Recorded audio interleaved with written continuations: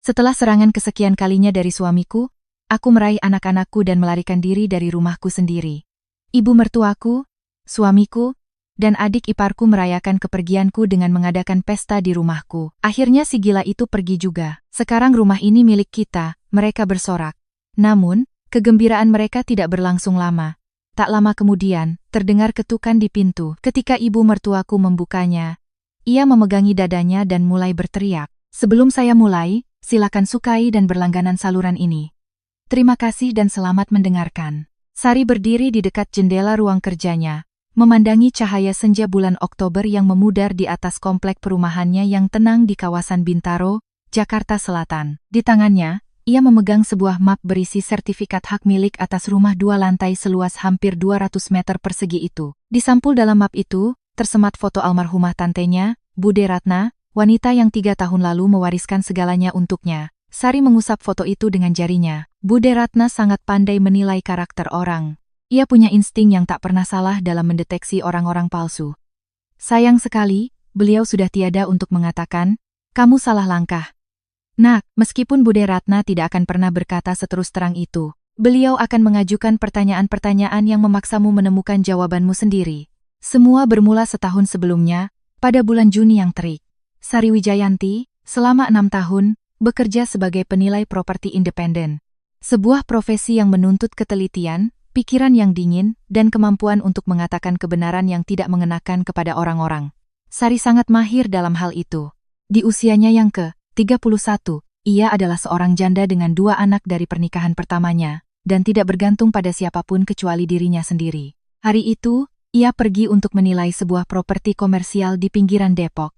Kliennya, sebuah jaringan supermarket besar, berencana untuk berekspansi. Bangunan itu sudah tua dan membutuhkan renovasi besar, tetapi para agen properti sudah mempromosikannya sebagai tambang emas. Sari sedang memeriksa ruangan dengan senter dan meteran ketika seorang pria berusia sekitar 35 tahun menghampirinya. Pria itu tinggi, atletis, mengenakan kemeja mahal, dan memiliki senyum bak bintang film. Mbak Sari, saya Bima Santoso, agen dari pihak penjual.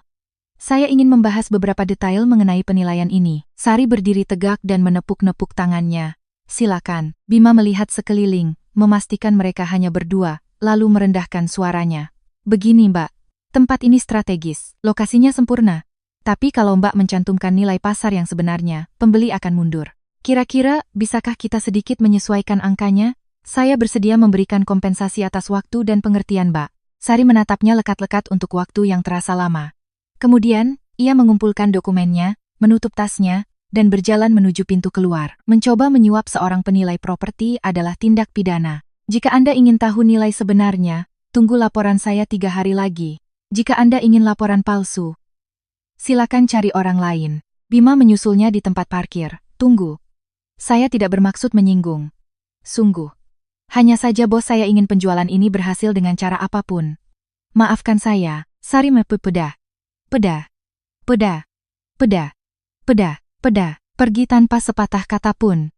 Ia menyerahkan laporannya 2 hari kemudian, mencantumkan harga sebenarnya yang 30% lebih rendah dari yang mereka harapkan. Penjualan itu batal. Kliennya berterima kasih atas kejujurannya dan berjanji akan merekomendasikan jasanya. Seminggu kemudian, Bima muncul di kantor Sari dengan kopi dan kue balok premium.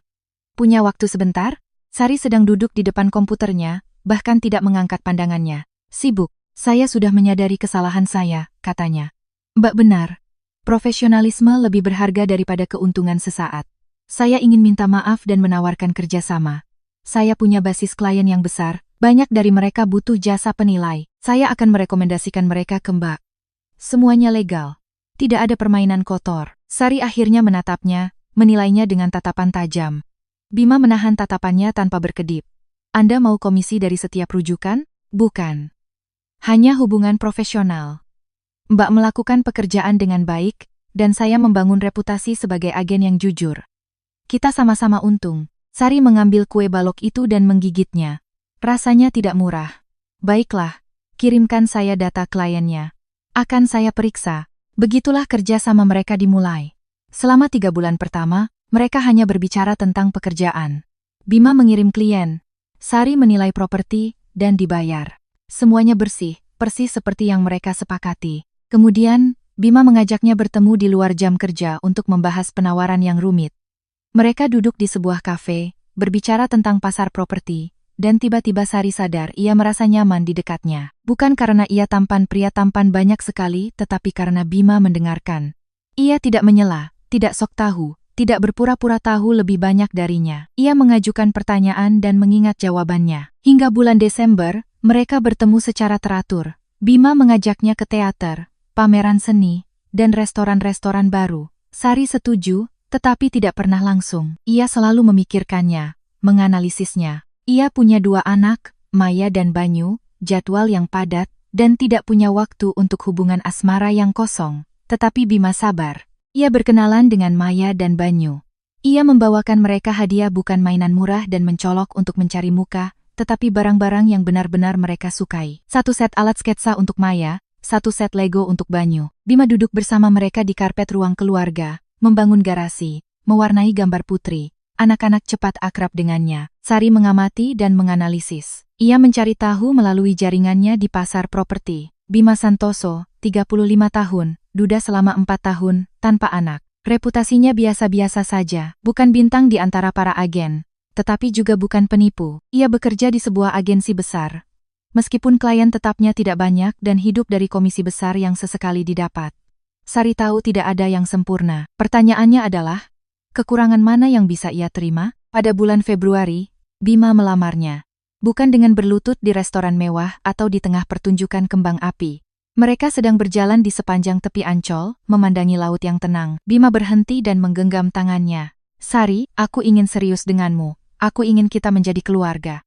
Sari tidak langsung menjawab. Ia memandangi air. Aku perlu tahu segalanya tentang keluargamu, keuanganmu, rencanamu. Tidak ada rahasia. Bima mengangguk. Tanyakan saja. Bima menjawab dengan jujur. Ia menyewa sebuah apartemen 2 kamar kecil di kawasan Tebet, tempat ia tinggal bersama ibu dan adik perempuannya. Ayahnya meninggal 5 tahun lalu, meninggalkan setumpuk utang. Mereka harus menjual rumah untuk melunasinya. Ia bercerai dari istri pertamanya karena wanita itu menolak membantu keluarganya. Pekerjaannya sedang tidak begitu baik, tetapi ia berusaha sangat keras. Sari mendengarkan dan berpikir. Di satu sisi, seorang pria dengan banyak beban. Di sisi lain, seorang pria yang tidak berbohong, tidak menyembunyikan apapun, dan bersedia merawat orang-orang terdekatnya. Itu jarang terjadi. Baiklah. Kita akan menikah, kata Sari, tapi dengan syarat-syaratku. Bima tersenyum. Syarat apa? Rumah ini tetap atas namaku. Kita tanda tangani perjanjian pranikah.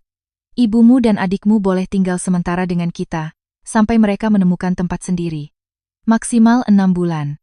Keuangan kita terpisah. Kamu urus dirimu dan keluargamu, aku urus diriku dan anak-anakku. Sampai kamu punya penghasilan tetap, kamu tidak perlu ikut membayar tagihan rumah tangga. Tapi begitu penghasilanmu stabil, kita bagi 2.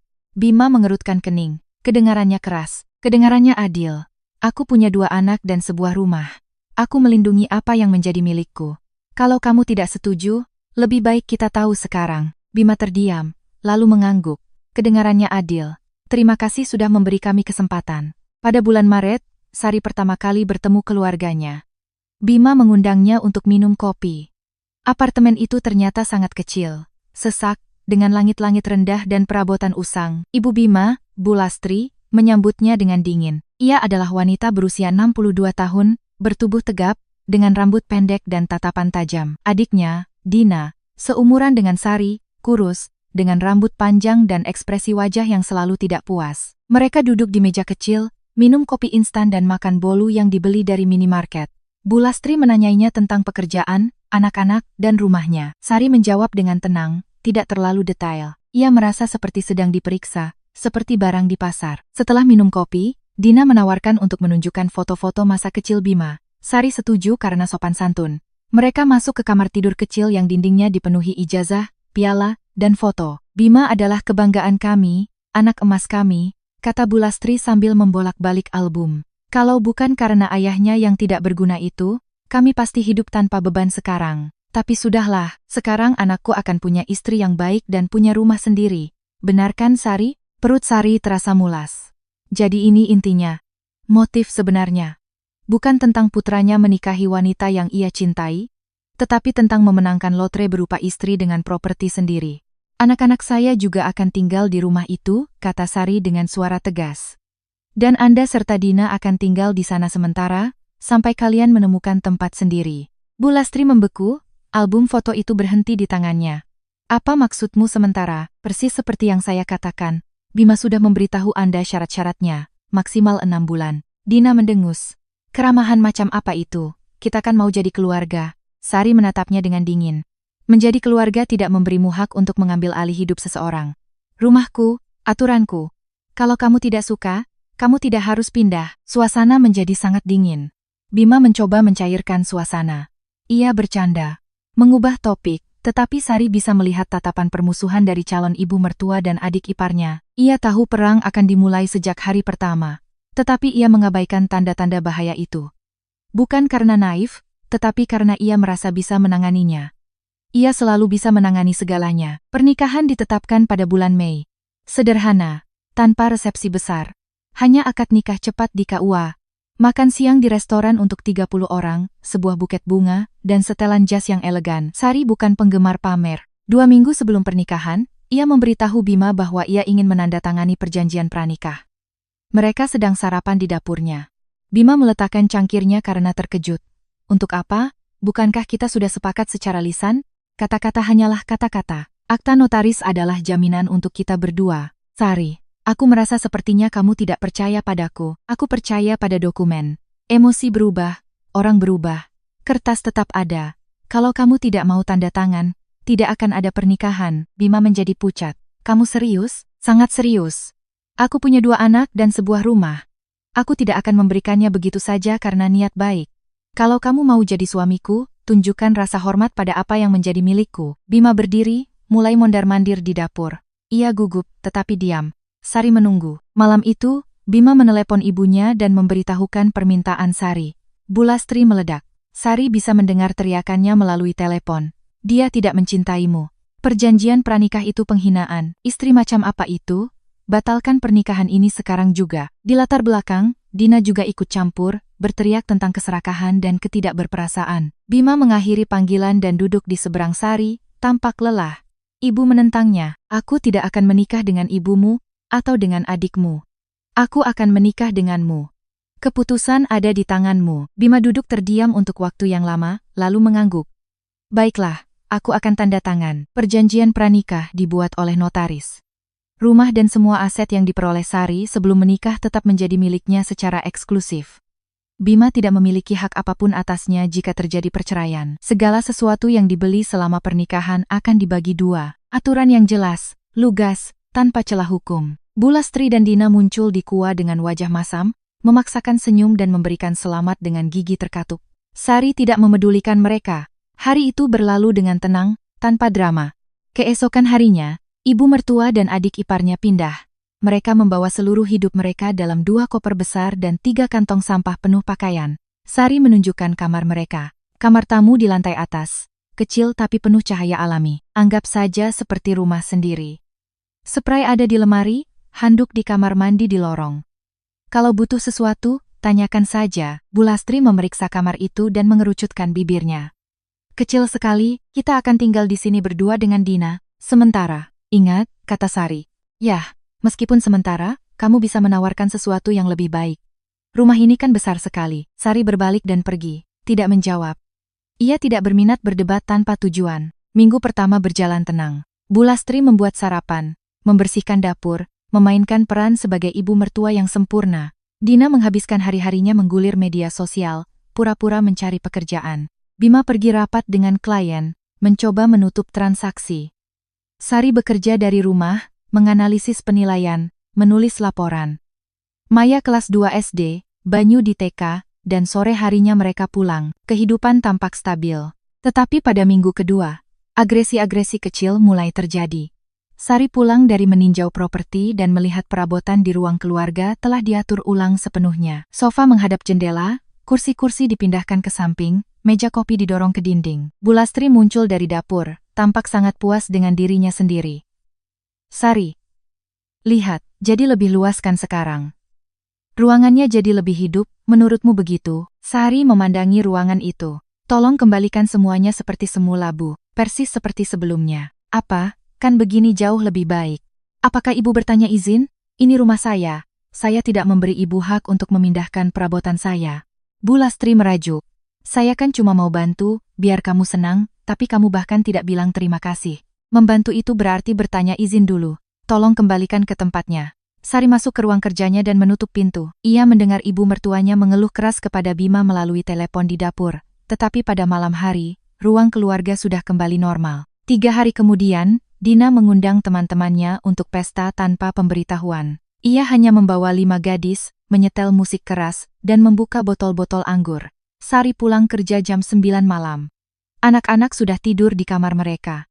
Di ruang keluarga, suara bas berdentum, dan orang-orang asing tertawa terbahak-bahak. Di meja kopi, botol-botol dan piring-piring makanan berserakan. Sari mendekati stereo dan mencabut stekernya. Semua orang terdiam dan menatapnya. Pestanya selesai.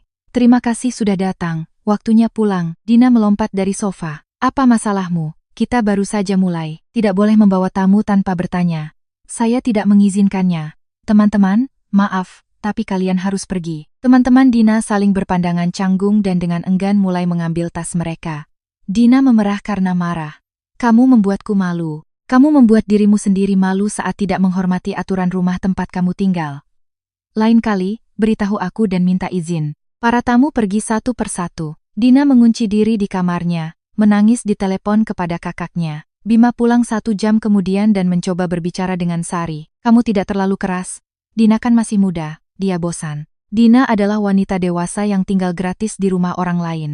Entah dia menghormati aturan, atau dia bisa pindah. Bima menghela napas dan menyerah. Keesokan harinya, Sari mencetak daftar aturan rumah dan menempelkannya di kulkas. Jadwal kebersihan, larangan masuk ke ruang kerjanya tanpa mengetuk, pemberitahuan wajib tentang tamu 24 jam sebelumnya, anggaran belanja bahan makanan terpisah. Bu Lastri membaca daftar itu dan mengerutkan hidungnya. Apa-apaan ini? Seperti di TK saja. Ini usahaku untuk menghindari konflik. Patuhi aturannya, dan kita akan damai. Bu Lastri memutar matanya secara teatrikal, dan merobek kertas itu dari kulkas. Sari menemukan daftar yang sudah diremas di tempat sampah. 1 jam kemudian, perang dingin dimulai. Ibu mertua dan adik iparnya mulai secara diam-diam menyabotase aturan. Mereka mengundang orang ketika Sari tidak ada. Mereka menyelinap ke ruang kerjanya dan meninggalkan cangkir kotor di mejanya. Mereka mengabaikan jadwal tugas rumah tangga. Bima pura-pura tidak melihat apa-apa. Ia berangkat pagi, pulang larut malam, mengklaim sedang mengerjakan penawaran baru, tetapi tidak ada satupun transaksi yang berhasil, dan ia tidak menyumbang sepeser pun ke anggaran rumah tangga. Sari menahan diri, bekerja, menghasilkan uang, membayar cicilan KPR, tagihan, dan membeli makanan untuk 5 orang dewasa dan 2 anak-anak hanya dari gajinya sendiri. Tetapi kebencian tumbuh di dalam dirinya setiap hari. Pada bulan September, Sari mulai merasakan mual di pagi hari. Awalnya ia mengira hanya kelelahan, mungkin virus perut. Tetapi ketika menstruasinya terlambat, ia membeli alat tes kehamilan. 2 garis merah muda. Sari duduk di lantai kamar mandi, menatap alat plastik itu. Kepanikan melandanya. Ia tidak merencanakan anak ketiga. Ia sudah berhati-hati, tetapi ada yang salah. Anak ketiga berarti pengeluaran lebih besar, cuti hamil, kelemahan. Bima sangat gembira ketika ia memberitahunya. Ia memeluknya, mengangkatnya, menghujaninya dengan ciuman. Kita akan punya anak. Ini luar biasa. Bu Lastri dan Dina juga gembira. Bu Lastri bahkan meneteskan beberapa air mata. Akhirnya, anggota baru di keluarga kita. Sari, sekarang kamu benar-benar salah satu dari kami. Sari tidak berbagi antusiasme mereka. Ia merasa jebakan sedang mengencang di sekelilingnya. Hamil, dengan 2 anak, bekerja terlalu keras, sementara keluarga suaminya semakin mengakar di rumahnya. Kehamilannya berat. Sari tidak bisa bekerja penuh waktu. Ia kehilangan klien. Dokter kandungan menyarankannya untuk istirahat total di tempat tidur. Pada bulan Oktober, ia dirawat di rumah sakit untuk mencegah kelahiran prematur. 3 minggu terkurung di ranjang rumah sakit, terhubung dengan infus dan monitor. Saat Sari di rumah sakit, pengambil alihan secara paksa terjadi di rumahnya. Bu Lastri mengambil kendali penuh. Ia memasak, membersihkan, mengontrol dapur. Maya dan Banyu mulai mendengarkan nenek Lastri karena ibu mereka tidak ada. Dina memindahkan semua barangnya ke ruang kerja Sari, memasang tempat tidur lipat, dan mengklaim tempat itu sebagai miliknya. Ia mengeluh bahwa berbagi kamar dengan ibunya terlalu sempit dan ia butuh ruang sendiri. Bima berhenti dari pekerjaannya di agensi. Ia mengklaim bosnya membencinya dan mencuri prospek kliennya. Ia bilang akan tinggal di rumah untuk mencari pekerjaan baru, tetapi pencariannya berlarut-larut. Sari mengetahui semua ini dari Maya. Putrinya mengunjunginya di rumah sakit dan melaporkan kehidupan di rumah.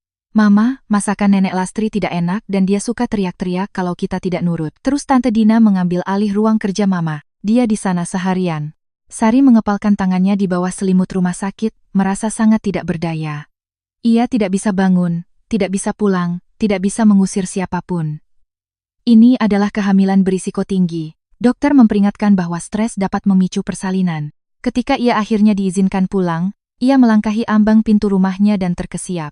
Rumah itu sama sekali tidak terlihat seperti miliknya. Di ruang keluarga, tergantung gorden baru yang jelek. Dindingnya dihiasi lukisan-lukisan murah yang tidak dikenalnya. Lemari-lemari di dapur telah dipindahkan. Ruang kerjanya yang rapi telah berubah menjadi tempat sampah remaja. Pakaian di lantai, kosmetik di meja, majalah berserakan di mana-mana. Sari berdiri di lorong depan, hamil 7 bulan, dan menyadari bahwa ia sedang didorong keluar dari rumahnya sendiri. Bima keluar dari ruang keluarga dan memeluknya. Bagaimana perasaanmu? Kamu kelihatan lelah. Pergilah istirahat. Ibu sedang masak makan malam. Kenapa ruang kerjaku ditempati? Dina tidak punya tempat tidur, ini sementara. Lagi pula, kamu kan harus istirahat di tempat tidur, kan? Ruang kerja itu tidak terpakai. Itu tempat kerjaku, suruh dia kosongkan. Bima mengerutkan kening. Sari, tolong jangan mulai bertengkar begitu masuk. Semua orang di sini bekerja keras untuk membantumu. Ibuku memasak, membersihkan, menjaga anak-anak, Dina juga membantu, dan kamu malah mencari-cari masalah. Sari ingin berteriak, tetapi gelombang mual baru menghantamnya dan ia berlari ke kamar mandi di lantai bawah tepat pada waktunya. Malam itu, ketika semua orang duduk di meja makan, Sari mengadakan rapat keluarga. Dengarkan aku baik-baik.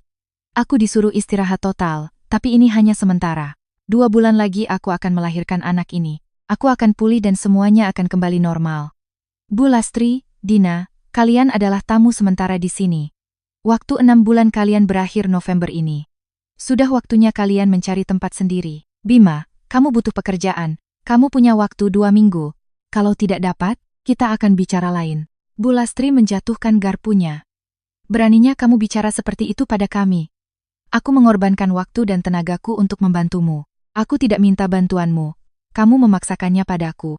Syaratnya sudah jelas sejak hari pertama. Dina menggebrak meja dan berdiri. Kamu mau mengusir kami? Seorang wanita hamil tega berbuat seperti ini seolah-olah kami orang asing. Sari menatapnya dengan tatapan sedingin es. Aku bertindak sebagai pemilik rumah ini. Kalau kamu tidak suka, pintu ada di sana. Bima menengahi. Sari, keluarga itu saling mendukung. Kamu tidak masuk akal. Dukungan tidak berarti menjadi parasit di rumah orang lain. Cari kerja, Bima. Aku serius. Percakapan itu berubah menjadi festival teriakan. Bu Lastri pura-pura menangis. Dina membanting pintu. Bima keluar rumah seperti badai dan kembali 3 jam kemudian. Bau alkohol. Sari berbaring sendirian di tempat tidur, memegangi perutnya. Bayinya menendang dengan gelisah. Ia mengelus perutnya dan berbisik, sabar ya, nak, semuanya akan lebih baik. Tetapi tidak ada yang menjadi lebih baik. Persalinan dimulai 2 minggu lebih awal. Sari terbangun di tengah malam dengan kontraksi hebat dan menelepon ambulans sendiri. Bima tidur sangat lelap setelah malam mabuk-mabukan sehingga ia bahkan tidak mendengar petugas medis membunyikan bel pintu. Tetangganya lah yang akhirnya membantunya keluar rumah. Ia menjalani operasi caesar darurat. Lahirlah seorang anak laki-laki, 3,2 kilogram. Mereka menamainya Jaka. Wajahnya merah, suaranya keras, dengan rambut hitam lebat. Sari berbaring di ruang pemulihan, menatap putranya melalui boks bayi plastik, merasakan campuran aneh antara cinta yang luar biasa dan keputusasaan mutlak. Anak ketiga. Tanggung jawab baru, kelemahan baru. Bima mengunjunginya 2 hari kemudian, membawa buket bunga murah dan beberapa buah. Ia meminta maaf karena ketiduran saat ambulans datang. Bagaimana kabarmu? Bagaimana bayinya? Baik-baik saja. Kamu sudah dapat kerja, Bima? Ia membuang muka. Belum. Tapi ada beberapa prospek bagus. Baru 2 minggu Sari. Pasar kerja sekarang sulit. Sari memejamkan mata, terlalu lelah untuk berdebat. Ia menghabiskan seminggu di rumah sakit. Dokter memantau bekas lukanya dan tanda-tanda vitalnya. Maya dan Banyu mengunjunginya bersama Bu Lastri, menempelkan wajah mereka ke kaca untuk melihat adik kecil mereka. Mereka sangat gembira. Pada hari kelima, Maya menelepon. Sari sedang di kamarnya, menyusui Jaka. Halo Mama. Gimana kabarnya? Baik sayang. Mama kangen kamu. Gimana di rumah? Maya terdiam, lalu bertanya dengan ragu. Mama? Om Christian itu siapa? Sari membeku. Om Christian siapa? Pria yang mencium Tante Dina. Dia sekarang tinggal sama kita, tidur di ruang kerja Mama. Sesuatu di dalam diri Sari hancur. Maya, kasih teleponnya ke Papa. Sekarang. Bima menjawab semenit kemudian. Halo Sari. Bima, siapa Christian itu dan kenapa dia ada di rumahku? Bima ragu-ragu. Itu pacarnya Dina. Mereka sudah pacaran 3 bulan. Dia orang baik, sayang. Dia kurir, punya mobil van, suka bantu-bantu di rumah, main sama anak-anak. Bima, usir dia dari rumahku sekarang juga. Sari, tenanglah. Kamu baru saja menjalani operasi besar. Tekanan darahmu. Aku pulang 2 hari lagi. Kalau orang itu masih ada di rumahku saat aku melangkahkan kaki, perang akan pecah. Sari, tapi mereka mau kemana? Christian cuma sewa kamar kos kecil di daerah rawan. Berbahaya. Bukan urusanku. Entah dia pergi. Atau aku akan mengusir kalian semua sekaligus. Bima menghela napas berat. Baiklah, aku akan bicara dengan mereka. Sari menutup telepon dan memeluk Jaka erat-erat. Kemarahan membakar tenggorokannya. Rumahnya, aturannya, batas-batasnya, dan sama sekali tidak ada yang menghargainya. Ia diizinkan pulang pada hari Minggu. Bima menjemputnya dengan SUV, memasukkan tas-tasnya, dan membantunya duduk di kursi penumpang. Sari menggendong Jaka dan menatap keluar jendela, ke jalanan Jakarta yang kelabu di akhir musim hujan. Mereka tiba di halaman rumah. Bima membuka pintu depan, dan membantunya naik tangga. Sari masuk ke lorong. Rumah itu penuh orang. Di ruang keluarga, duduk Bulastri dan teman-temannya. 4 wanita parubaya dengan kopi dan kue. Mereka tertawa, berbicara keras, bersenang-senang. Sari sudah pulang. Bulastri mengumumkan sambil berdiri. Masuk, masuk. Kami adakan syukuran kecil-kecilan. Coba kami lihat cucu baru kami. Sari berdiri di lorong dengan bayi yang baru lahir di lengannya, memandangi sirkus itu. Di sudut ruangan, duduk seorang pria asing, sekitar 32 tahun, berotot, dengan rambut cepak. Tentu saja itu Christian. Dina keluar dari dapur dengan nampan kue, melihat Sari, dan memaksakan senyum. Hei, selamat ya atas kelahiran bayinya. Sari perlahan-lahan memandangi seisi ruangan, lalu berbalik ke Bima, suruh semua orang pergi. Bulastri membeku dengan cangkir kopi di tengah jalan ke mulutnya. Apa? Saya bilang, semua tamu harus meninggalkan rumah ini segera. Kami kan cuma mau menghiburmu. Membuat pesta kejutan kecil. Sari tidak menaikkan suaranya, tetapi setiap kata jatuh seperti pukulan palu. Bulastri, Dina, Christian, kalian punya waktu persis 3 hari untuk mencari tempat tinggal lain. Bima, kau dan aku perlu bicara 4 mata. Keheningan yang berat dan menyesakkan menyelimuti ruangan. Teman-teman Bulastri dengan canggung mulai meraih mantel mereka, menggumamkan permintaan maaf. Ibu mertuanya menjadi pucat, membuka mulutnya, tetapi tidak bisa mengeluarkan sepatah kata pun. Sari melewati mereka semua. Ia langsung pergi ke kamar tidur utama, menutup pintu, meletakkan Jaka di boksnya, dan duduk di tepi tempat tidur. Tangannya gemetar, di dalam dirinya, amarah yang begitu hebat mendidih hingga ia nyaris tidak bisa bernapas. Rumahnya, anak-anaknya, hidupnya. Mereka pikir bisa mengambil alih semuanya begitu saja saat ia terbaring pasca operasi di ranjang rumah sakit. Perang baru saja dimulai, dan Sari Wijayanti tidak berniat untuk kalah. Suara-suara tertahan terdengar dari balik pintu. Bulastri merintih. Teman-temannya menghiburnya. Saat pergi, Dina berbisik dengan agresif kepada Bima. Christian diam. Sari menatap Jaka yang sedang tidur. Begitu kecil, begitu rapuh. Ia mendengkur pelan, mengerutkan alisnya yang kecil. Anak ketiga, alasan ketiga untuk mempertahankan miliknya, untuk berjuang, dan tidak pernah menyerah. Pintu terbuka. Bima masuk dan menutupnya di belakangnya. Ia tampak bersalah, tetapi memasang sikap defensif. Sari, ayo kita bicarakan ini dengan baik-baik. 3 hari. Mereka tidak akan bisa menemukan tempat tinggal dalam 3 hari. Realistis saja. Sari menoleh dan menatapnya. Aku di rumah sakit selama seminggu, dan selama itu kamu membawa pria asing ke rumahku tanpa izinku. Kamu bahkan tidak bertanya, kamu biarkan saja. Christian orang baik, dia membantu. Kami pikir tambahan tenaga akan membuat hidupmu lebih mudah.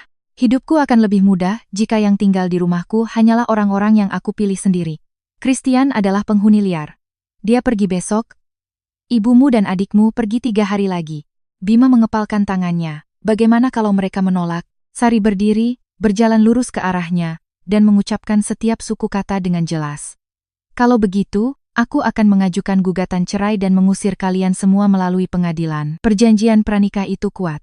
Sertifikat rumah ini atas namaku. Tak satu pun dari kalian punya perjanjian sewa. Kalian tidak punya dasar hukum untuk berada di sini.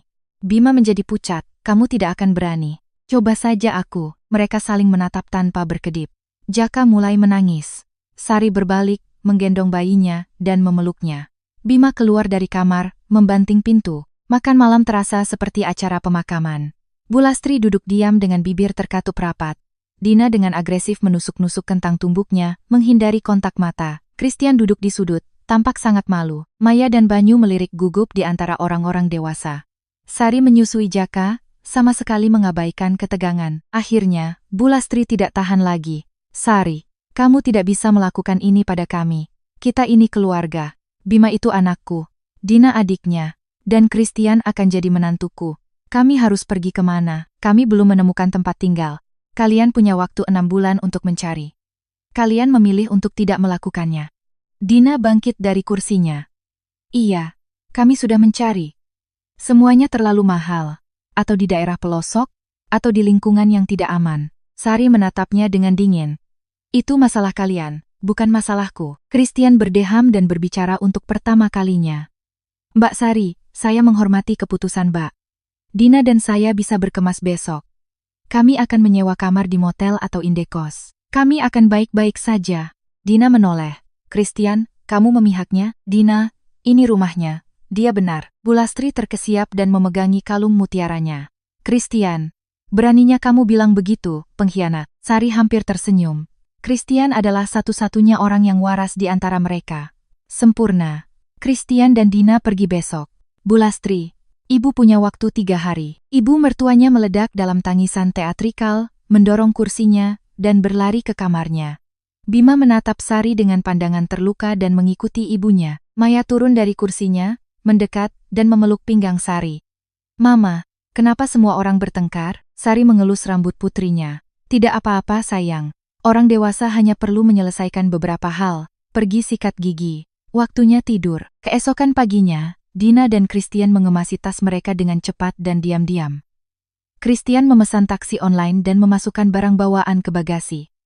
Saat pergi, Dina berhenti di depan Sari. Tahu tidak, aku benci kamu. Kamu sudah menghancurkan keluarga kami. Sari tidak menjawab. Ia hanya melihat mereka pergi. Bulastri menghabiskan 3 hari berikutnya bertingkah seolah-olah ia sedang sekarat. Ia duduk di kamarnya, mengerang tentang tekanan darahnya, dan mengklaim tidak bisa makan. Bima berlarian di sekelilingnya, memohon Sari untuk memperpanjang tenggat waktu. Sari tetap teguh. Pada hari ketiga, Bulastri mengemasi tasnya. Bima menemukan kamar sewa murah untuknya di suatu tempat di Jakarta Timur. Murah, tapi bersih. Bulastri pergi sambil berteriak, mengutuk Sari habis-habisan. Kamu akan menyesal. Anakku akan meninggalkanmu, dan kamu akan mati sendirian dengan anak-anak harammu itu. Sari menutup pintu di belakangnya dan merasakan beban yang sangat besar terangkat dari dadanya. Rumah itu menjadi sunyi, hanya ada dia, Bima, dan ketiga anaknya. Minggu berikutnya berjalan tenang. Bima menjadi pendiam dan jarang berbicara. Sari bekerja dari rumah, perlahan-lahan menerima pekerjaan analisis penilaian yang lebih kecil, memulihkan diri pasca operasi caesar. Jaka menyita sebagian besar waktunya, menyusu setiap 3 jam, ganti popok, menidurkannya. Maya dan Banyu kembali ke rutinitas sekolah dan TK mereka. Kehidupan mulai menemukan ritmenya kembali, tetapi seminggu kemudian, Sari menyadari ada sesuatu yang salah. Ia menyalakan komputer desktopnya untuk membuka riwayat properti klien. Folder itu kosong. Rasa dingin menjalari punggungnya. Folder itu berisi semua laporannya dari tahun lalu, basis data klien, dan data analisisnya sendiri. Ia memeriksa tempat sampah kosong. Ia memeriksa cadangan cloud dibersihkan. Jantungnya berdebar kencang. Ia membuka log aktivitas sistem. Akses terakhir 3 hari yang lalu pukul 2 pagi, saat ia sedang tidur. Seseorang masuk dan secara sistematis menghapus sumber mata pencahariannya. Sari keluar dari ruang kerja dan menemukan Bima di dapur. Kamu menyentuh komputerku, Bima? Ia bahkan tidak mengangkat pandangannya dari ponselnya. Tidak, kenapa aku harus melakukannya? Seseorang menghapus semua file kerjaku. Akhirnya Bima menatapnya. Mungkin kena virus. Virus tidak menargetkan basis data klien dan cadangan cloud tertentu. Ini perbuatan manusia. Bima mengangkat bahu. Aku tidak tahu. Mungkin anak-anak yang melakukannya. Sari tahu bahwa anak berusia 7 dan 4 tahun tidak tahu cara menghapus file secara permanen dan melewati tempat sampah cloud. Ia tidak berkata apa-apa lagi. Ia kembali ke ruang kerjanya dan menelepon layanan pemulihan data. Dengan biaya 5 juta rupiah, mereka bilang mungkin bisa menyelamatkan sebagian data dari hard disk lokal. 2 hari kemudian, bom yang sesungguhnya meledak.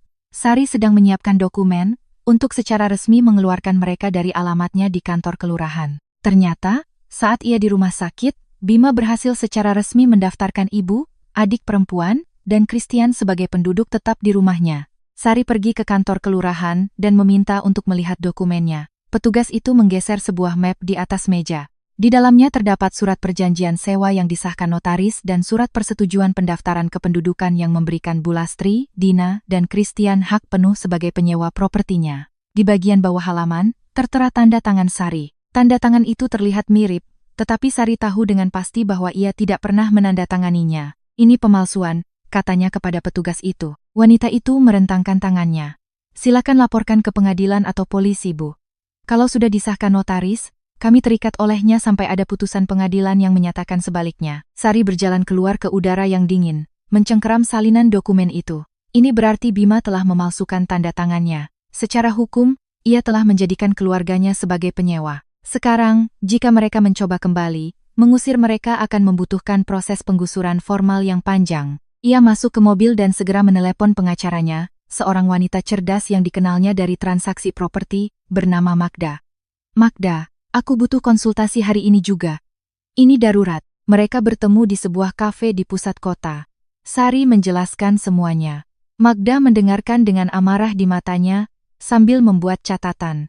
Sari, ini masalah serius. Memalsukan tanda tangan pada perjanjian sewa dan penipuan untuk mendapatkan pengesahan palsu adalah kejahatan, tapi membuktikannya adalah mimpi buruk. Kamu akan butuh ahli grafologi yang mahal dan butuh berbulan-bulan. Selain itu, kamu adalah istrinya. Pengadilan bisa saja memihak suamimu dan menganggap perjanjian ini sebagai keputusan bersama pasangan suami istri, tergantung bagaimana ia menyajikannya. Tapi aku punya perjanjian pranikah. Rumah ini milikku. Perjanjian pranikah melindungi aset saat perceraian. Itu tidak secara otomatis membatalkan perjanjian sewa atau fakta bahwa mereka dilindungi oleh Undang-Undang Perlindungan Hak Penyewa. Kepemilikan dan hak penyewa adalah dua hal yang sangat berbeda dalam hukum Indonesia. Sari merasa mual.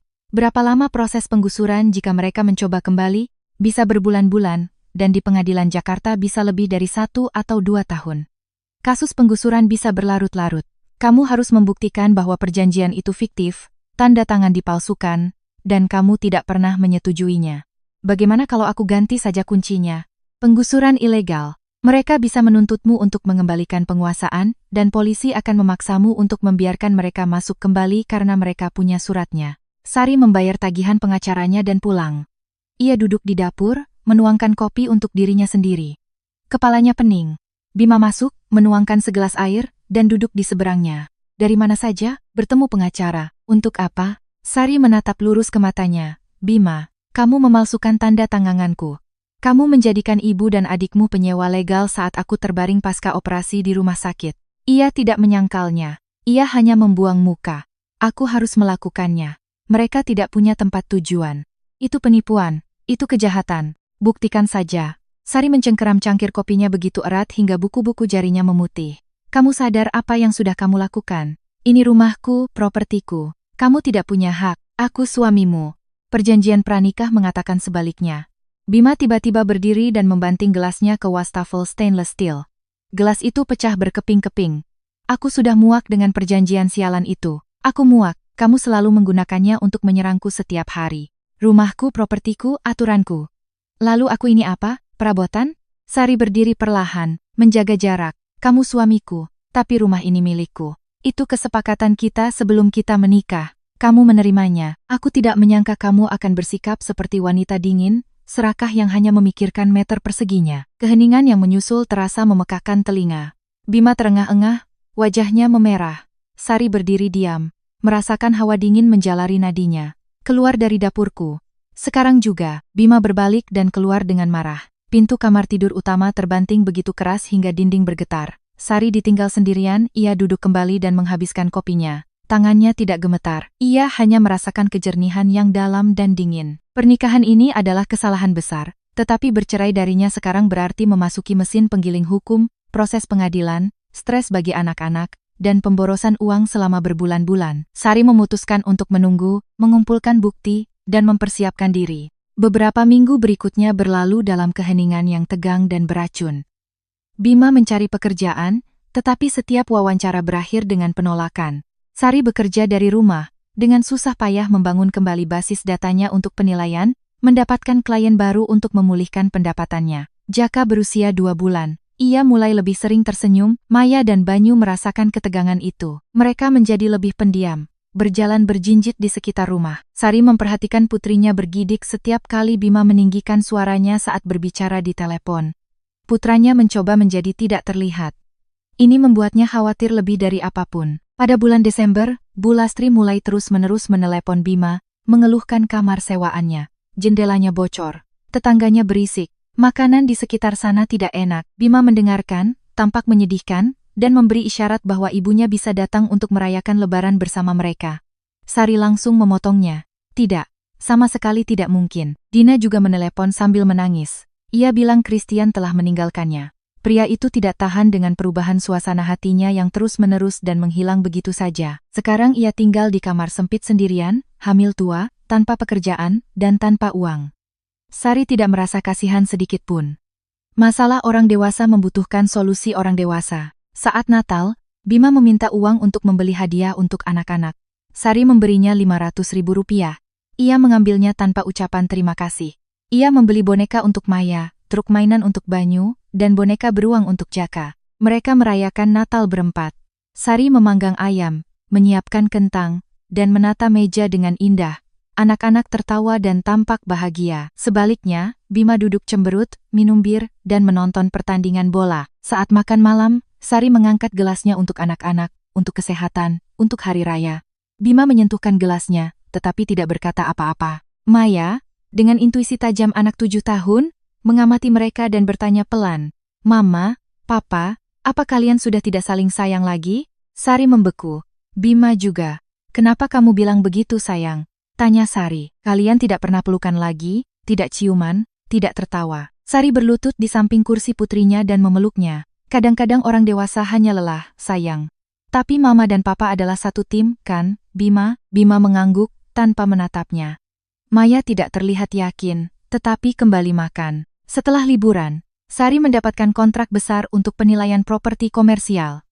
Sebuah jaringan retail nasional membutuhkan penilaian untuk seluruh mal di pinggir kota. Bayarannya Rp150 juta. Sari sangat senang. Ia akhirnya bisa membangun kembali tabungannya, menyiapkan dana pendidikan untuk anak-anak, mungkin memperbaiki atap yang mulai tua. Ia pulang dan membagikan kabar baik itu. Bima bersemangat untuk pertama kalinya dalam beberapa bulan. "Itu bagus sekali. Akhirnya kita bisa ganti perabotan elektronik. TV sudah kuno, dan kulkas bunyinya seperti pesawat mau lepas landas. Kita bisa beli semuanya yang serba stainless steel." Sari meletakkan tasnya. "Uang ini akan aku tabung untuk anak-anak." Bima mengerutkan kening. "Sari, kita semua nonton TV. Kita semua pakai kulkas. Itu kebutuhan dasar rumah tangga. Tabungan bisa menunggu. Masa depan anak-anak lebih penting." "Masa depan apa?" "Maya baru 7 tahun, Banyu 4 tahun. Mereka tidak butuh dana pendidikan mendadak besok. Mereka butuh tinggal di rumah yang layak hari ini." Sari merasakan amarahnya memuncak. "Bima, ini uangku. Aku yang menghasilkannya. Aku yang memutuskan untuk apa uang ini akan digunakan. Kita kan keluarga.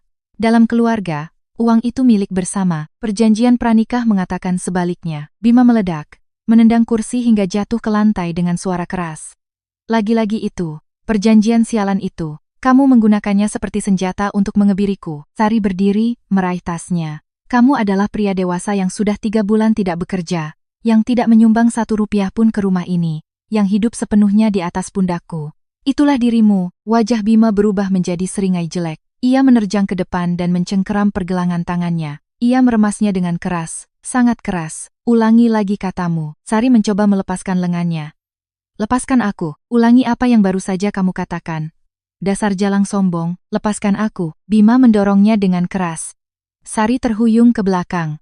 Tulang punggungnya membentur kusen pintu. Rasa sakit yang tajam menjalar di punggungnya seperti kilat, dan bintik-bintik hitam menari di depan matanya. Maya berlari keluar dari kamarnya, terisak. Banyu mengintip dari sudut lorong, ketakutan. Bima membeku, menatap tangannya sendiri. Wajahnya pucat pasi. Sari menarik napas, bersandar di dinding. Ia menatapnya dengan fokus yang mematikan, tanpa berkedip. Kamu baru saja melewati batas. Ini yang pertama dan terakhir kalinya. Jika kamu berani menyentuhku lagi, aku tidak hanya akan menceraikanmu. Aku akan pastikan kamu membusuk di sel penjara. Kamu mengerti? Bima tidak mengatakan apa-apa. Sari meraih tangan anak-anaknya, berbaris ke kamar tidur utama, menutup pintu, dan berbaring bersama mereka di tempat tidur, memeluk mereka erat-erat. Mama, sakit? Bisik Maya, menangis di lengannya. Tidak, sayang, Mama tidak apa-apa. Banyu meringkuk di dekat kakinya, gemetar. Sari berbaring terjaga dalam kegelapan. Ia butuh jejak di atas kertas, ia butuh bukti. Keesokan paginya, ia langsung pergi ke UGD.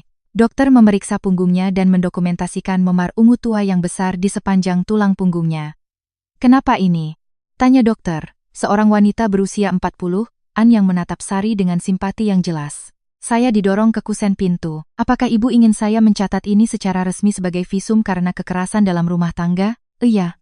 Ia mendapatkan salinan laporan medis itu dan menyembunyikannya di brankas di ruang kerjanya. Bukti nomor 1. Selama beberapa hari berikutnya, Bima bersikap seperti anjing yang bersalah. Ia membawakan bunga, membuatkan sarapan, menawarkan untuk mencuci pakaian. Sari menerimanya dalam keheningan yang dingin. Ia tidak berniat memaafkannya, tetapi ia belum bisa pergi. Ia harus membangun kasusnya. 2 bulan berlalu. Bima akhirnya mendapatkan pekerjaan. Ia dipekerjakan sebagai manajer konstruksi untuk tim bangunan kecil. Gaji 7 juta rupiah bersih. Tidak banyak, tapi lebih baik daripada tidak sama sekali. Sari berharap ini akan meredakan ketegangan, tetapi ternyata tidak. Bima mengambil gaji pertamanya dan menuntut Sari untuk mengambil 3,5 juta rupiah dari uangnya untuk dikirim ke ibunya. Bu Lastri meneleponnya setiap hari, menangis karena tidak punya uang. Sari menolak, itu ibumu, tanggung jawabmu. Kalau mau bantu dia, pakai gajimu sendiri. Tapi 7 juta tidak cukup. Aku butuh untuk bensin, makan, tagihan telepon. Kalau begitu, belajar kelola anggaran. Bima mulai pulang dengan marah dan kesal. Ia membentak anak-anak dan berbicara kepada Sari seolah-olah ia sampah. Rumah itu menjadi seperti panci presto. Pada bulan Maret, Dina menelepon. Ia hamil tua anak dari Christian, yang telah menghilang tanpa jejak. Ia ketakutan, tidak punya uang, dan sendirian. Bu Lastri panik total. Ia menelepon Bima dengan histeris. Memohonnya untuk membiarkan Dina kembali ke rumah agar ia tidak menjadi tunawisma dengan bayi yang baru lahir. Bima datang dengan permintaan itu kepada Sari. Ia sedang memasukkan laporan penilaian di ruang kerjanya. Tidak, Bima, sama sekali tidak. Sari, dia hamil. Dia tidak punya tempat tujuan. Dia bisa pergi ke rumah singgah untuk ibu tunggal atau mencari cara menyewa kamar. Dia tidak punya uang sama sekali. Bukan masalahku. Bima memukul meja. Kamu tidak punya hati. Sari berhenti mengetik. Ia menatapnya dengan tatapan kosong. Aku punya 3 anak yang harus diberi makan, pakaian, dan pendidikan. Aku punya cicilan KPR yang harus dibayar, punya perusahaan yang harus dijalankan, dan punya suami yang hampir tidak berkontribusi sama sekali. Dan kamu, di atas semua itu, menuntutku untuk mendukung secara finansial adik perempuan dan ibumu yang sudah dewasa. Di mana tepatnya kamu mengharapkan aku menemukan hati untuk mereka? Rahang Bima mengeras. Ia terdiam. Jawabannya tidak. Itu final. Ia keluar dari ruangan. Malam itu, Bu Lastri menelepon Sari secara langsung.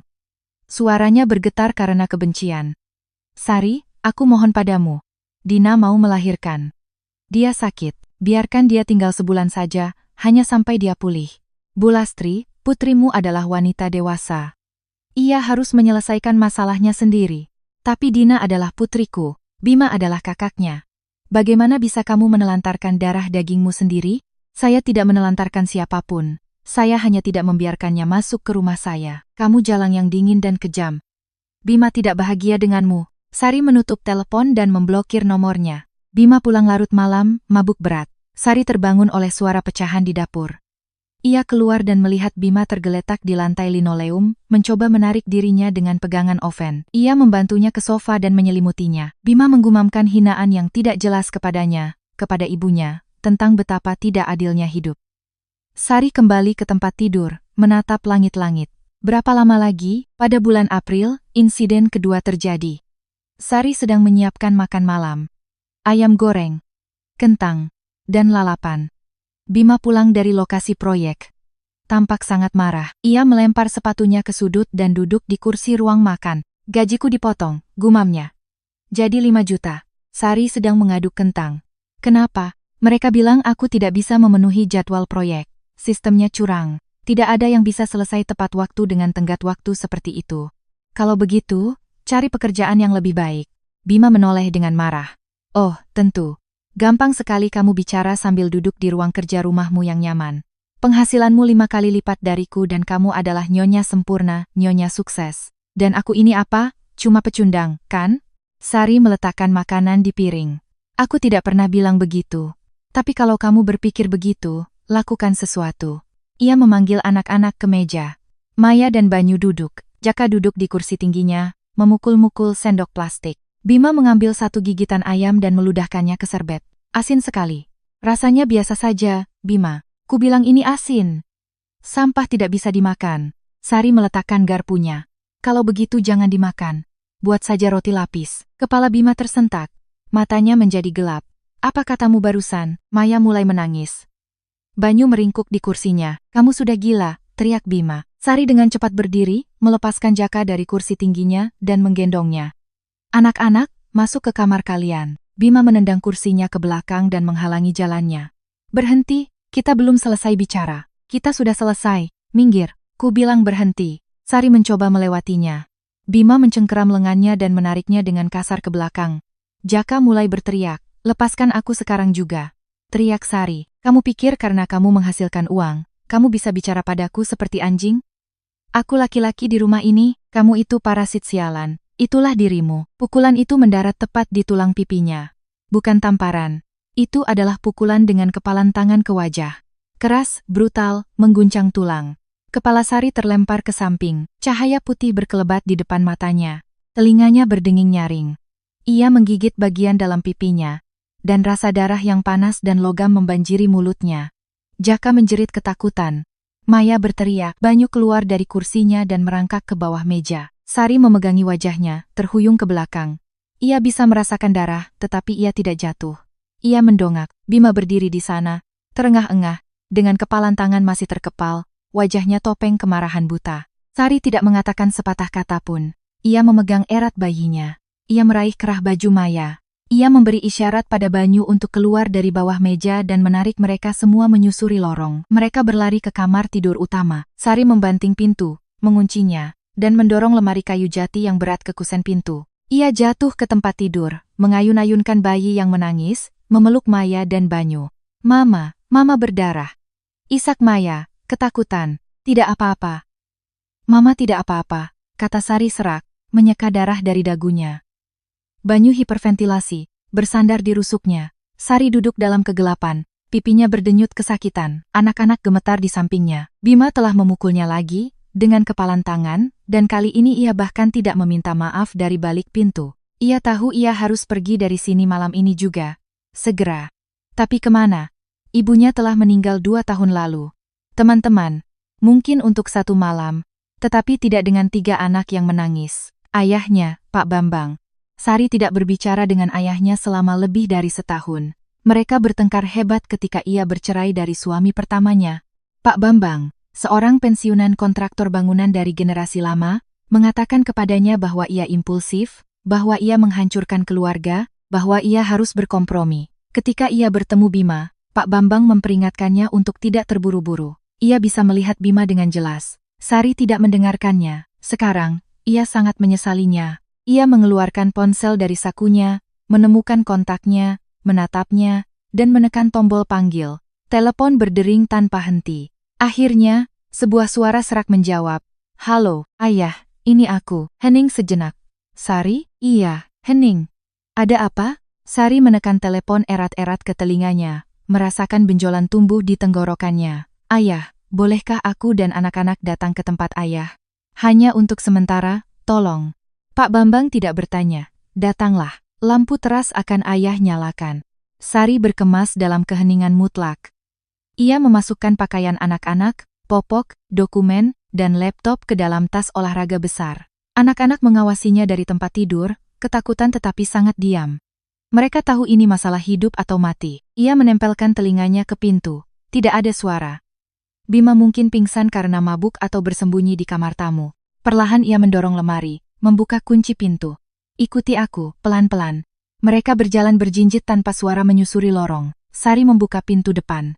Baru setelah ia memutar kunci kontak, memasukkan persneling, dan keluar dari komplek, ia akhirnya bisa bernapas. Dari kursi belakang, Maya bertanya, "Mama, apa kita akan kembali ke Papa?" Sari menatap putrinya di kaca spion. "Mama tidak tahu, sayang. Kita lihat saja." Tapi jauh di lubuk hatinya, ia tahu yang sebenarnya.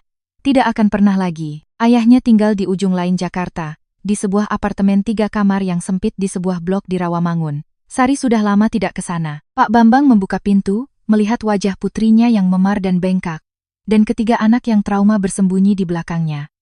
Dan ia tidak mengatakan sepatah kata pun.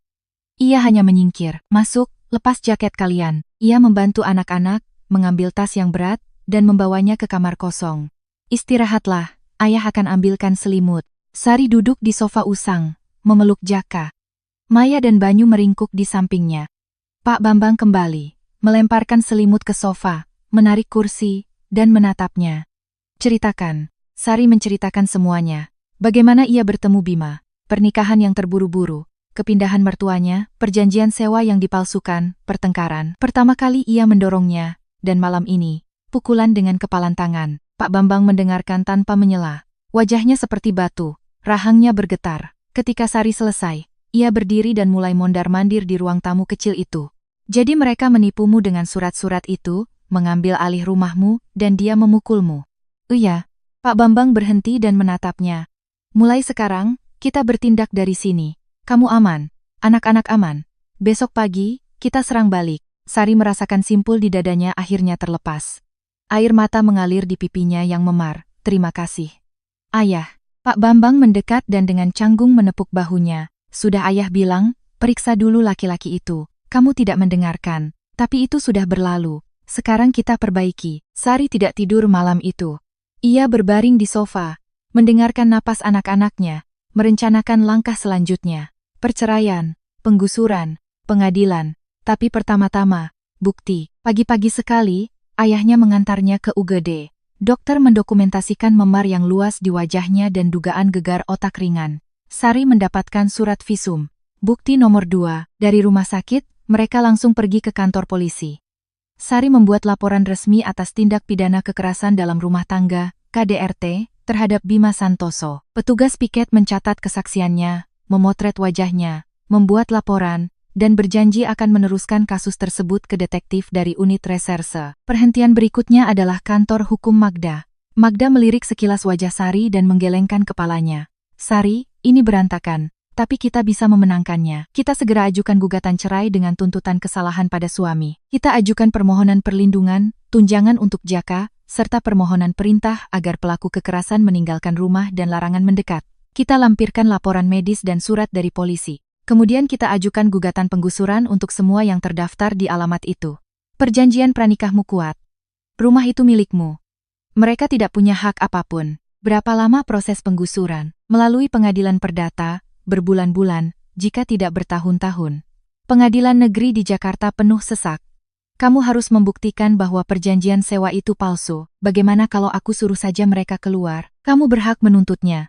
Tapi jika mereka menolak, kamu tidak bisa mengusir mereka secara fisik tanpa polisi atau jurusita dengan putusan pengadilan." Sari membayar biaya konsultasi. "Lakukan. Mulai urus surat-suratnya." Keesokan harinya, Magda melancarkan serangan total. Gugatan cerai, perintah pengosongan rumah oleh pelaku KDRT dan larangan mendekat, serta permohonan tunjangan untuk Jaka. Bima menerima surat panggilan seminggu kemudian. Ia meneleponnya, panik dan marah. "Apa yang kamu lakukan? Cerai? Larangan mendekat?" "Ya, karena kamu memukulku 2 kali. Sari, tolong. Aku minta maaf. Aku kehilangan kendali. Itu sebuah kesalahan.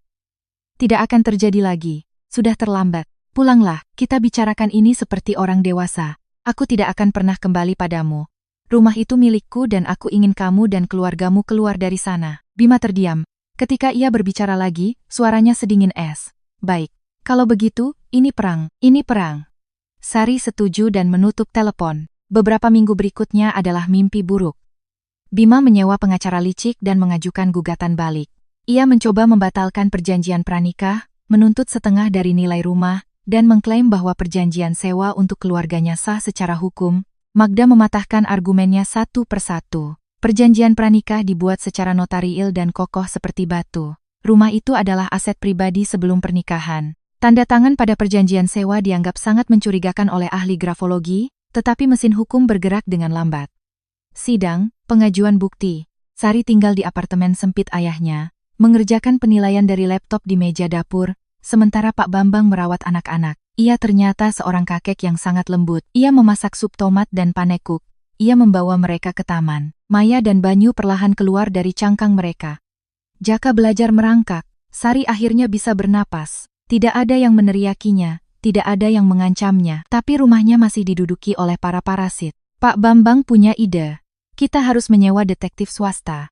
Kita perlu tahu persis siapa yang ada di rumah itu dan apa yang mereka lakukan. Jika mereka menggunakan narkoba, merusak properti, atau melanggar hukum, kita bisa mempercepat penggusuran. Sari setuju. Mereka menyewa seorang pensiunan detektif berusia 50-an dari Polda Metro Jaya. Seminggu kemudian, ia memberikan sebuah flash drive. Itu sudah seperti rumah kos, Bu, kata detektif itu. Bu Lastri sudah pindah kembali. Dina juga kembali, sedang hamil besar. Bima sama sekali tidak bekerja. Setiap akhir pekan mereka mengadakan pesta. Saya berhasil mengarahkan mikrofon parabola ke teras. Saat salah satu acara barbeque mereka, Ibu harus mendengarkan ini. Sari menyambungkan flash drive ke laptopnya.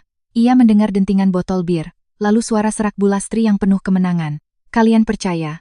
Dia membawa anak-anak haramnya dan kabur entah kemana. Dia pikir bisa menakut-nakuti kita dengan pengacara, tapi kita praktis adalah pemilik tempat ini. Pengacara Bima bilang dia tetap akan dapat setengah dari nilai rumah. Dia kan suaminya, dia punya hak. Lalu suara Dina. Sudah kubilang dia itu sombong. Lihat di mana dia sekarang. Tidur di sofa di rumah ayahnya. Sementara kita tinggal di rumah 200 meter persegi secara gratis.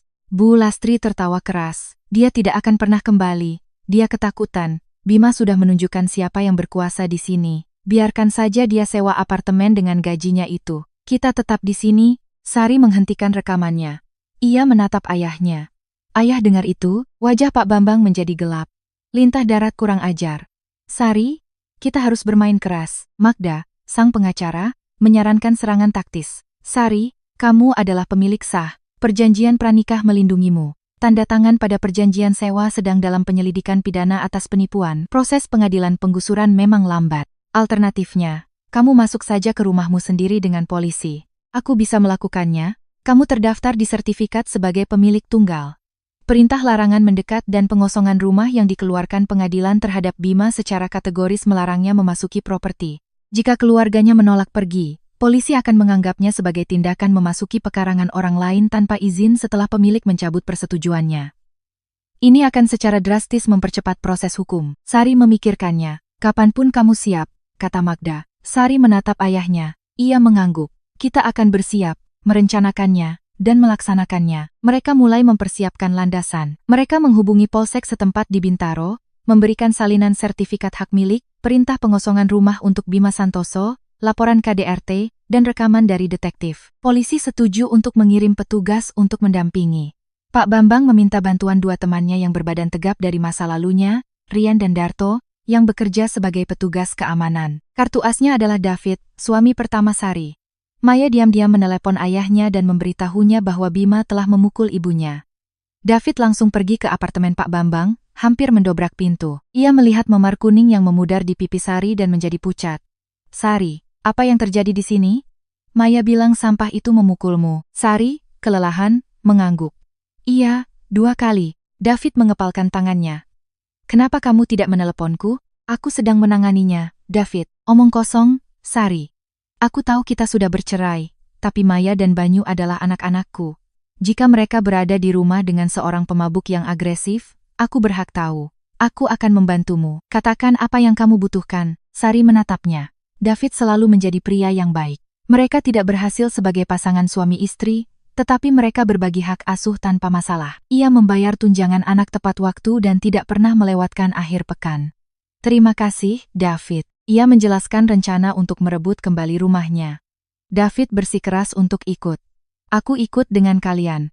Jika keadaan memburuk, tim penyerang sudah siap. Sari, ayahnya Pak Bambang, mantan suaminya David, 2 petugas keamanan bertubuh besar Rian dan Darto, 2 polisi bersenjata, dan pengacara Magda. Harinya telah tiba. Jumat malam, detektif mengkonfirmasi bahwa mereka mengadakan pesta lagi. Mobil-mobil diparkir di halaman, musik keras, setidaknya 10 orang di dalam. Sari menitipkan anak-anak pada tetangga yang dipercaya. Maya memeluknya erat sebelum ia pergi. Mama akan kembali? Iya, sayang, Mama janji. Mereka tiba di depan rumah dalam konvoi 3 mobil pada pukul 8 malam. Rumah itu terang benderang seperti pohon Natal. Suara bas menggetarkan jendela. Detektif parkir di ujung jalan, ia memberikan Sari sebuah earphone. Mikrofon sudah aktif, dengarkan. Sari memasang earphone. Ia mendengar musik, tawa, lalu suara Bu Lastri, keras dan jelas, membual kepada seorang wanita acak. Ku bilang padamu, dia tidak pernah muncul di sini selama 2 bulan, dia pengecut. Bima sudah memberinya pelajaran. Dia pikir dia ratu di istana, tapi dia hanya gadis kecil yang lemah. Wanita lain tertawa. Lalu bagaimana dengan rumahnya? Pengacara Bima bilang akan dibagi 2. Kami akan memaksanya menjual dan mengambil uangnya. Dia pikir perjanjian pranikah bodoh itu akan menyelamatkannya. Ternyata tidak. Sari melepas earphone dan memberikannya kepada Magda. Dengar itu, Magda tersenyum seperti hiu. Bukti niat buruk yang indah. Akan kita putar untuk hakim. Pak Bambang meletakkan tangannya di bahu putrinya. Siap, nak? Sari mengangguk. Tidak ada lagi rasa takut di dalam dirinya, hanya tekad yang dingin dan diperhitungkan. Kita masuk. Polisi keluar dari mobil patroli dengan seragam lengkap. Semua siap? Tolong tunjukkan dokumennya sekali lagi. Sari memberinya map, sertifikat hak milik, KTP, perjanjian pranikah, dan surat perintah pengadilan yang aktif terhadap Bima Santoso. Petugas itu memeriksanya dan mengangguk. Kelihatannya kuat. Anda punya hak penuh untuk menempati properti ini. Kita ketuk pintu. Rian dan Darto berjalan 2 langkah di belakang Sari. David berjalan di sisinya dengan rahang terkatup, diam dan siap. Sari tidak mengetuk. Ia mengeluarkan kunci cadangannya, memutar kunci, dan mendorong pintu. Mereka masuk ke lorong. Rumah itu berbau bir basi, ganja, dan parfum murah. Musiknya memekakkan telinga. Sari berbaris lurus ke ruang keluarga. Ada sekitar selusin orang di sana. Bu Lastri menjadi pusat perhatian di meja makan dengan segelas anggur dari kotak. Dina, dengan perut buncitnya, tertawa di sofa. Bima duduk membungkuk di kursi dengan tatapan kosong, mabuk. Orang-orang asing berkeliaran di dapur. Sari berdiri di ambang pintu ruang keluarga. Di belakangnya terbentuk sebuah tembok. Ayahnya, mantan suaminya, 2 petugas keamanan kekar, 2 polisi bersenjata, dan seorang pengacara. Seseorang melihat polisi dan bergegas mematikan stereo. Musik berhenti mendadak. Bu Lastri menoleh. Ia melihat Sari. Gelas anggur berhenti di tengah jalan ke mulutnya. Darah surut dari wajahnya. Ia menjatuhkan gelas itu, pecah. Menumpahkan anggur merah ke lantai parket jati. Ya Tuhan, teriak Bu Lastri, memegangi dadanya. Itu dia, beraninya kamu. Bima terhuyung-huyung bangkit dari kursinya. Ia melihat Sari, melihat polisi, dan menjadi sadar dalam sekejap. Sari, apa yang kamu lakukan di sini? Sari mengambil 1 langkah ke dalam ruangan. Suaranya sedingin es. Aku pindah kembali ke rumahku. Dina berusaha keras untuk berdiri, menopang perutnya yang besar. Kamu tidak bisa melakukan ini. Kami tinggal di sini. Kamu telah meninggalkan properti ini. Seorang polisi melangkah maju, tangannya berada di dekat sabuk senjatanya. Polisi Republik Indonesia, mohon perhatian. Ibu Sari Wijayanti adalah satu-satunya pemilik sah properti ini.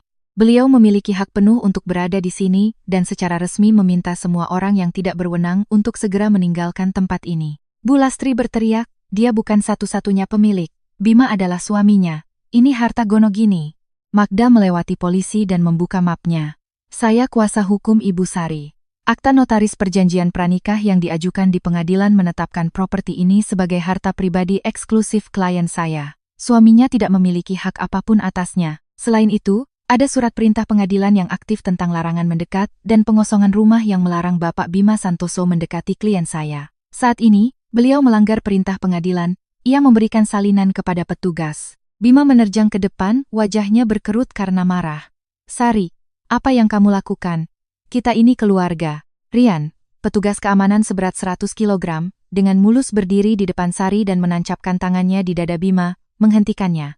1 langkah lagi, Bung, dan kamu akan lihat apa yang terjadi. David berdiri tepat di samping Rian, menatap Bima dengan tatapan membunuh. Sari melihat sekeliling ruangan, menatap para tamu yang ketakutan. Setiap tamu harus segera keluar dari rumahku. Jika dalam 30 detik kalian tidak berada di luar pintu itu, kalian akan ditangkap karena memasuki pekarangan orang tanpa izin. Orang-orang asing itu tidak perlu disuruh 2 kali. Mereka meraih mantel mereka dan praktis berlari keluar melalui pintu depan, menggumamkan permintaan maaf kepada polisi. Dalam 1 menit, ruang keluarga menjadi kosong, kecuali Bima, Bulastri, dan Dina. Polisi mengeluarkan buku catatannya.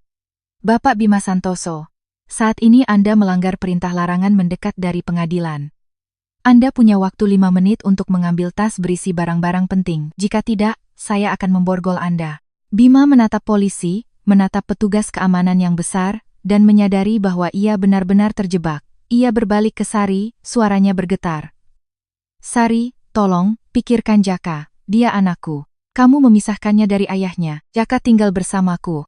Kamu akan membayar tunjangan dan menemuinya sesuai jadwal kunjungan yang ditetapkan pengadilan keluarga. Tapi kamu tidak lagi tinggal di sini. Ambil barang-barangmu dan pergi. Aku akan mengambil setengahnya. Pengacaraku akan memerasmu habis-habisan. Magda tersenyum sinis. Semoga berhasil. Perjanjian pranikah mengecualikan harta sebelum menikah.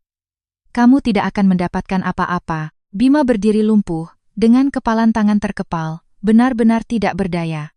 Polisi beralih ke Bulastri dan Dina. Ibu, Anda dan putri Anda tidak tercantum dalam sertifikat sebagai pemilik dan Ibu Sari mencabut izin Anda untuk berada di sini. Beliau secara resmi meminta Anda untuk pergi. Jika Anda menolak, saya akan membuat laporan pelanggaran dan kemudian Anda akan digusur oleh jurusita. Bulastri merosot ke kursi, menangis histeris. Aku akan kena serangan jantung. Tensiku, kalian membunuhku. Pak Bambang melangkah maju, menatapnya dengan jijik. Simpan drama amatiranmu untuk panggung, Bu, kamu tidak apa-apa. Pergi kemasi barang-barangmu. Dina terisak keras. Aku hamil. Aku akan melahirkan sebulan lagi. Kalian mengusirku ke jalanan. Sari menatapnya. Kamu sudah dewasa. Sewa motel atau kembali ke lubang tempat Christian merangkak keluar. Tapi malam ini, kamu meninggalkan rumahku.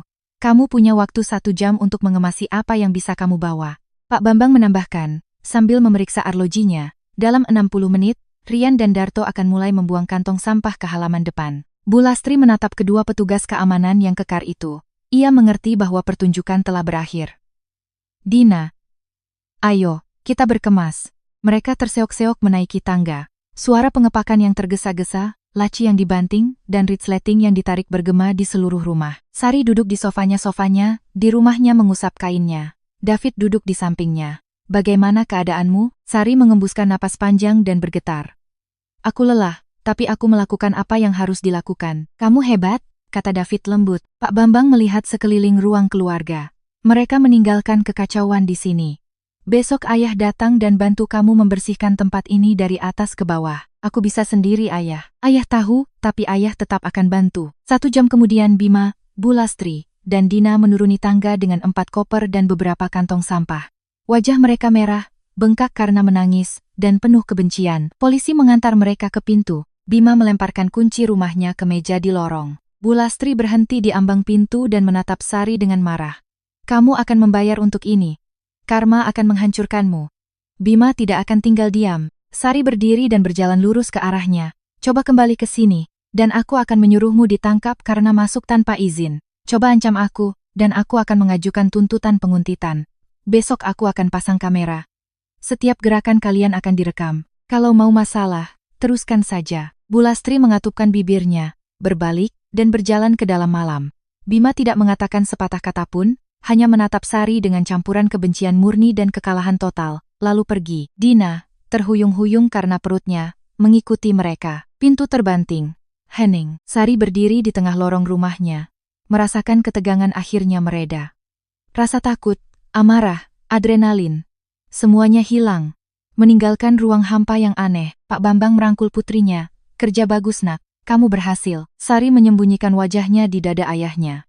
Terima kasih, ayah. Aku tidak akan bisa tanpamu. David menepuk pundaknya. Sari, kalau butuh apa-apa, telepon saja. Maya dan Banyu anak-anakku. Aku akan selalu mendukungmu. Terima kasih, David. Polisi pergi.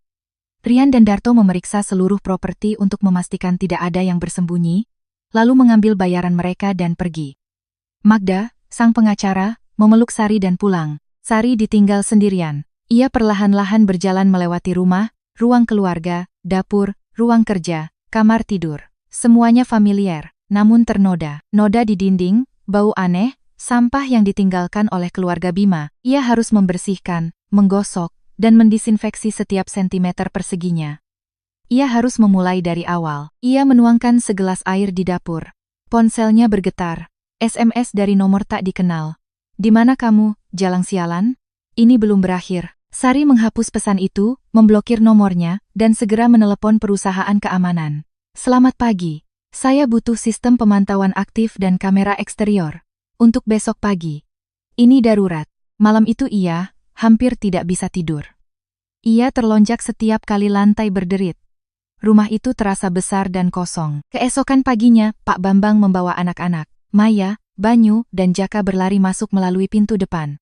"Mama, kita pulang," teriak Maya dengan gembira. Sari berlutut dan memeluk mereka erat-erat, merasakan kehangatan akhirnya kembali ke dadanya. "Iya, sayang, kita pulang." Maya melihat sekeliling ruang keluarga. "Mama, di mana Papa dan Nenek Lastri?" Sari menggenggam tangan putrinya. "Papa tidak tinggal di sini lagi. Dia sudah pindah, tapi kamu masih akan bertemu dengannya sesekali. Nenek Lastri juga sudah pindah." Banyu mendongak dengan mata terbelalak. "Mereka tidak akan kembali, tidak akan kembali." Maya memeluk ibunya lagi. "Aku lebih suka begini, kan, Banyu?" Banyu mengangguk dengan antusias. Jaka, yang baru berusia 1,5 tahun, tidak mengerti apa-apa. Ia hanya mengoceh dan merangkak menuju kotak mainannya. Beberapa hari berikutnya adalah rentetan pembersihan besar-besaran. Sari menggosok lantai, membuang sampah yang tertinggal, dan merapikan. Pak Bambang membantu memindahkan perabotan dan membawa kantong-kantong sampah ke tempat sampah. Perusahaan keamanan memasang 4 kamera di luar dan sistem alarm yang melengking. Tukang kunci mengganti semua kunci di pintu. David membawa Maya dan Banyu untuk akhir pekan agar Sari bisa beristirahat dan bekerja. Ia tinggal bersama Jaka, menarik napas, dan mulai menerima pekerjaan penilaian lagi. Sebulan kemudian, sidang pengadilan berlangsung. Sari memasuki gedung pengadilan negeri di Jakarta. Tampak elegan dan tak tergoyahkan. Bima duduk di seberang lorong dengan pengacaranya. Ia tampak lelah. Ia menua 5 tahun dalam sebulan. Hakim memeriksa berkas-berkas. Perjanjian pranikah, laporan visum tentang penyerangan, catatan polisi dari laporan KDRT. "Ibu Sari, apakah Anda menuntut perceraian dengan kesalahan pada pihak suami?" "Benar, Yang Mulia." "Bapak Bima, ada keberatan?" Bima menatap lantai, lalu menggelengkan kepala. "Tidak." Pengadilan mengesahkan perceraian. Tunjangan untuk Jaka ditetapkan sebesar 2 juta rupiah sebulan karena gaji Bima yang rendah di proyek konstruksi. Kunjungan dengan putranya harus di bawah pengawasan ketat, 2 kali seminggu selama 3 jam di tempat umum. Sari keluar dari pengadilan sebagai wanita bebas, tetapi ia tidak merasa menang. Ia hanya merasa lelah. Hidup terus berjalan. Bima mulai mengganggunya melalui telepon.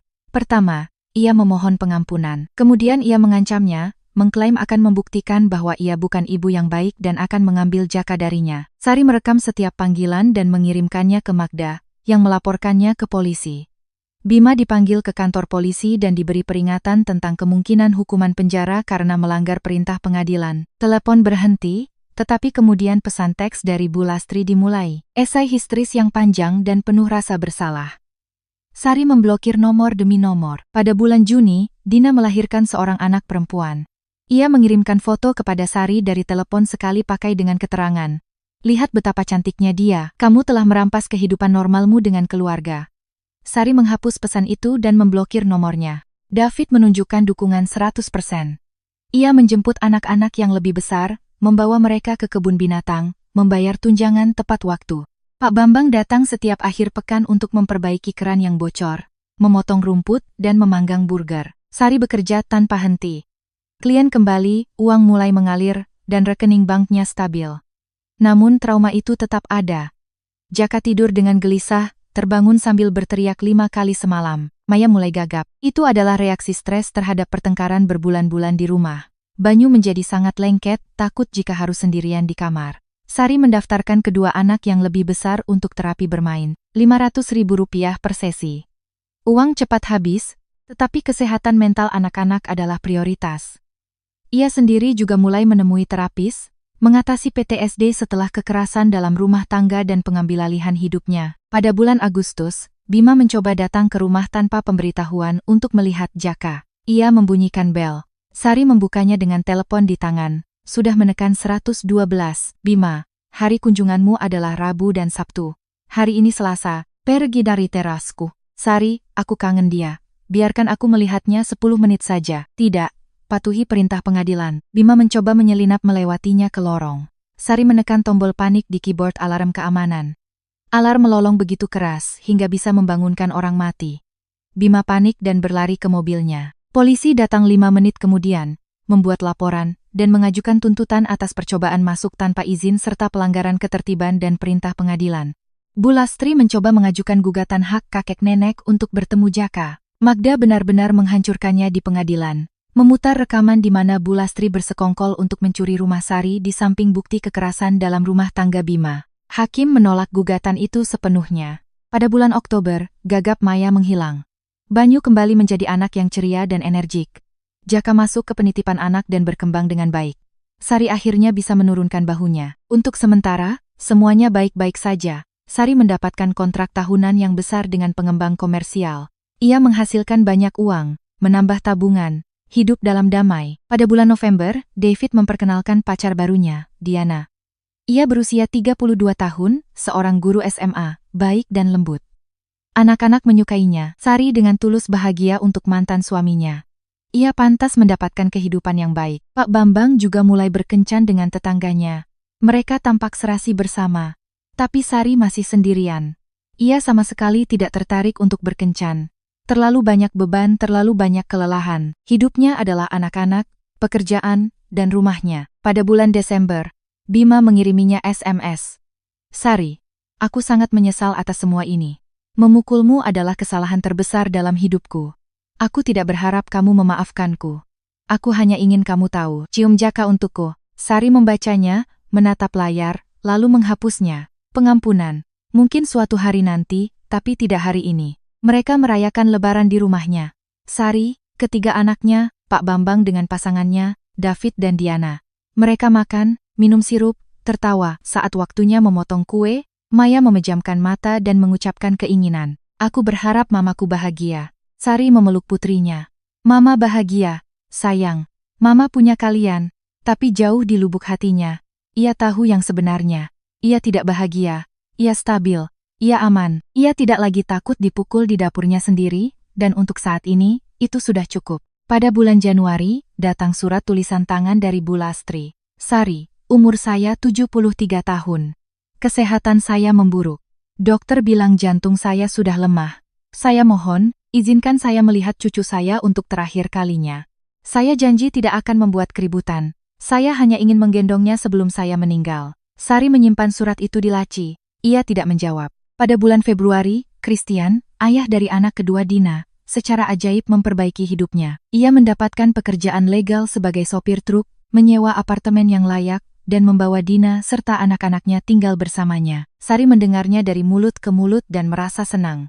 Biarkan mereka menjalani hidup mereka sendiri, jauh darinya. Bima mendapatkan pekerjaan baru sebagai manajer proyek untuk pengembang besar. Gajinya naik 2 kali lipat.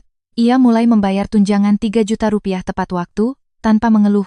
Kunjungan yang diawasi dengan Jaka berjalan lancar. Ia tidak pernah mencoba datang ke rumahnya lagi. Mungkin ia benar-benar telah berubah. Tetapi Sari tidak peduli. Pada musim semi, Sari mendapat tawaran pekerjaan dari sebuah perusahaan konsultan properti besar. Posisi direktur penilaian, gaji 50 juta rupiah sebulan plus bonus, prestise, stabilitas, asuransi kesehatan swasta. Ia memikirkannya dan menolak. Kebebasannya lebih berharga daripada kartu identitas perusahaan. Ia suka bekerja untuk dirinya sendiri, mengatur jam kerjanya sendiri. Setahun berlalu, Maya kelas 4. Nilainya bagus semua. Banyu kelas 1, mulai bermain sepak bola. Jaka adalah anak TK yang kacau dan sangat lucu. Sari telah bertahan, melindungi anak-anaknya, dan mempertahankan rumahnya. Itu adalah sebuah kemenangan, meskipun rasanya seperti abu. Suatu sore di bulan Mei, Sari duduk di meja dapurnya sambil minum kopi. Anak-anak bermain di halaman belakang. Maya mendorong Banyu di ayunan ban, Jaka menggali di kotak pasir. Pak Bambang sedang memperbaiki papan pagar yang longgar. Pasangannya sedang menyiram bunga. Itu adalah sore pinggiran kota yang sempurna. Ponselnya bergetar. SMS dari Bima. Sari, aku sudah menikah. Istriku sedang hamil, Jaka akan punya adik laki-laki atau perempuan. Aku ingin kamu tahu dariku, semoga kamu baik-baik saja. Sari membaca SMS itu dan meletakkan teleponnya dengan layar menghadap ke bawah. Bima punya istri baru, anak baru, kehidupan baru, dan ia di sini, seorang ibu tunggal berusia 30-an, dengan 3 anak, bekerja terlalu keras. Tidak ada hubungan asmara, tidak ada kencan, hanya tugas tanpa akhir, tagihan, dan malam-malam yang sepi. Ia memenangkan perang untuk rumahnya, tetapi kadang-kadang ia merasa seolah-olah telah kehilangan hidupnya sendiri dalam prosesnya. Secara finansial, keadaan kembali sulit. Pasar properti komersial di Indonesia sedang lesu. Kontrak besarnya tidak diperpanjang. Pendapatannya turun dari 35 juta menjadi hanya 20 juta, lalu lebih sedikit lagi. Dengan mempertimbangkan tunjangan dari David dan Bima, ia mendapatkan sekitar 25 juta. Terdengar banyak, sampai Anda mempertimbangkan cicilan KPR, pajak properti, tagihan listrik dan gas, belanja bahan makanan untuk 4 orang, asuransi, penitipan anak, dan terapi. Ia kembali hidup dari gaji ke gaji. Ia harus menghentikan kelas menari maya dan kamp sepak bola banyu. Pak Bambang menyadarinya. Ia duduk di seberangnya di meja dapur. Sari, kamu kelihatan lelah. Kekurangan uang? Maya bilang dia tidak ikut balet lagi. Sari mengusap pelipisnya. Tidak apa-apa, ayah. Hanya kuartal yang lebih lambat di tempat kerja. Jangan bohong, ambil ini. Ia menggeser bukti transfer sebesar 30 juta rupiah di atas meja granit. Kembalikan kalau sudah bisa, atau tidak usah sama sekali. Sari menerima uang itu, menahan air mata. Ia menggunakannya untuk pajak dan melunasi tagihan. Melihat perjuangannya, pengacara Magda memberinya jalan keluar. Kerja saja di kantor hukumku, Sari, sebagai konsultan internal untuk penilaian aset dalam pembagian harta Gonogini pasca perceraian. Gaji tetap, tunjangan, jam kerja fleksibel. Sari setuju. Ia mulai bekerja di kantor hukum, mendapatkan gaji yang stabil. Kepanikan finansial mereda.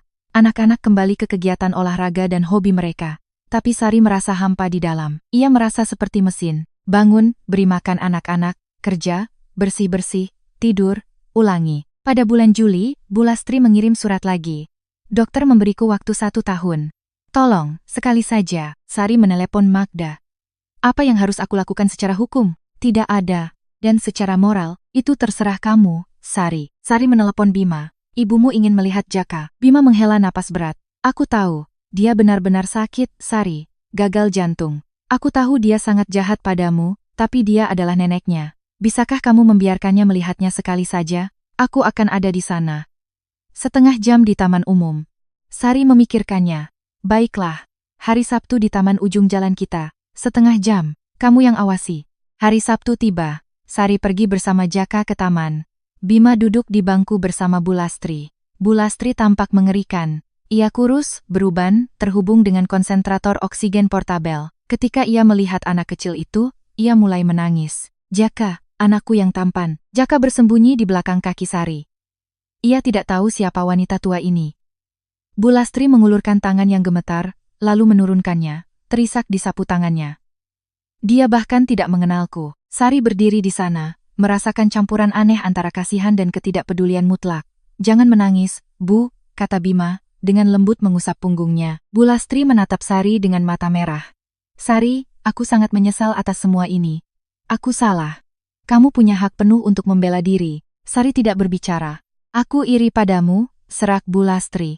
Kamu punya rumah, karier, kemandirian. Aku tidak punya apa-apa. Suamiku meninggalkanku dengan utang. Aku hidup dari belas kasihan anak. Aku ingin mengambil sesuatu darimu agar setidaknya untuk sesaat aku merasa punya kuasa dalam hidupku. Aku adalah wanita tua yang pahit dan mengerikan. Tolong, maafkan aku. Sari menatapnya. Ia tidak lagi merasakan amarah, tetapi juga tidak merasakan pengampunan. Ia hanya merasakan kehampaan. Bu Lastri, saya tidak lagi menyimpan amarah, tetapi saya tidak akan lupa. Ibu mencoba mencuri rumah saya dan bersorak saat putra ibu memukuli saya. Itu tidak bisa dihapus begitu saja. Bu Lastri mengangguk perlahan, menatap tanah. Aku tahu. Aku mengerti. Mereka duduk dalam keheningan selama beberapa menit. Kemudian Bima membantu ibunya berdiri dan mereka perlahan-lahan berjalan menuju mobilnya. Bima menoleh ke belakang. Terima kasih, Sari. Sari mengangguk. Mereka tidak pernah melihat Bu Lastri lagi. Ia meninggal karena gagal jantung pada bulan Desember. Bima mengirim pesan kepada Sari untuk memberitahunya. Sari mengucapkan belasungkawa, tetapi tidak menghadiri pemakaman. Dina mengiriminya SMS penuh kebencian, menyebutnya jalang tak berperasaan karena tidak datang. Sari hanya memblokir nomor baru itu. Hidup terus berjalan. Suatu sore di musim panas, Sari berusia 35 tahun. Ia menatap cermin di kamar mandi, melihat kerutan stres di sekitar matanya, beberapa helai rambut perak di pelipisnya. Ia telah bertahan, tetapi ia merasa lelah. Teleponnya berdering. Nomor Jakarta yang tidak Kami memiliki pengembang swasta yang tertarik untuk membeli properti Anda. Ia ingin membeli seluruh area untuk membangun apartemen mewah. Apakah Anda terbuka untuk penawaran? Rumah saya tidak untuk dijual. Bu, dia bersedia menawarkan jumlah yang jauh di atas nilai pasar. 25 miliar rupiah. Tunai. Anda bisa membeli rumah yang jauh lebih besar di lingkungan yang lebih baik, dekat sekolah yang lebih baik, dan masih memiliki cukup uang untuk pensiun. 25 miliar rupiah. Itu adalah lotre. Ia bisa melunasi semua utang, menyimpan miliaran di bank. Tidak pernah lagi khawatir tentang tagihan belanjaan, membayar biaya kuliah ketiga anaknya di muka secara tunai. Ia melihat keluar jendela, melihat dinding bata, pohon mangga tua di halaman depan. Ini adalah rumah Bude Ratna. Ini adalah benteng yang ia pertahankan dengan darah. Rumah yang ia perjuangkan untuk dilindungi. Terima kasih atas tawarannya, kata Sari pelan, tetapi rumah ini tidak untuk dijual. Ia menutup telepon, masuk ke dapur, dan menuangkan secangkir kopi untuk dirinya sendiri. Pak Bambang sedang duduk di meja membaca koran. Ia menatapnya. Kamu kelihatan sedih. Ada apa? Tidak ada, ayah. Cuma lelah. Jangan bohong padaku. Kamu memenangkan perang, Sari. Kamu mempertahankan rumah, tapi kamu terlihat seperti kalah. Sari duduk di seberangnya. Ayah, apakah semua ini sepadan? Semua pengacara, pertarungan, trauma. Aku mempertahankan rumah, tapi aku merasa seperti kehilangan jiwaku dalam prosesnya. Apakah itu sepadan? Pak Bambang melipat korannya, menatapnya dengan kearifan hidup yang mendalam. Sari, kamu tidak hanya berjuang untuk setumpuk batu bata. Kamu berjuang untuk anak-anakmu. Kamu menunjukkan kepada mereka bahwa ketika seseorang memukulmu, kamu tidak meringkuk ketakutan. Kamu tidak menyerah. Kamu melawan dan mengusir mereka keluar pintu. Kamu memutus siklus kekerasan yang bisa meracuni anak-anak itu seumur hidup mereka. Itu lebih berharga daripada rumah manapun di dunia. Itu adalah pelajaran yang akan mereka ingat selamanya. Sari melihat keluar jendela belakang.